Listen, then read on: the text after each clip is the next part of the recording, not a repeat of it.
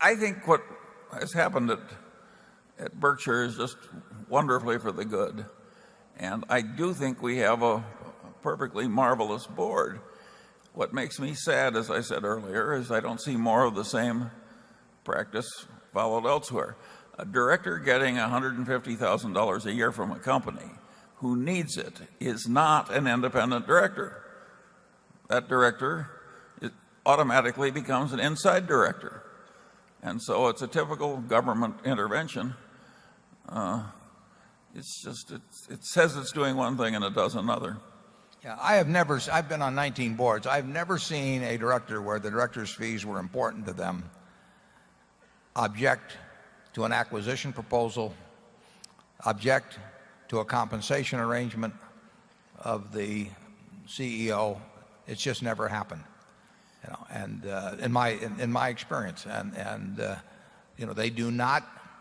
they frequently do not behave as they would if they owned the place, and basically we want people that behave as if they own the place. The correct system is the Elihu Root system. Elihu Root, who had 3 different cabinet appointments, if I remember right, said no man was fit to hold public office who wasn't perfectly willing to leave it at any time.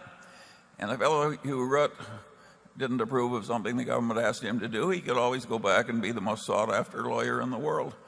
He had an identity to go back to, and he didn't need the government's salary.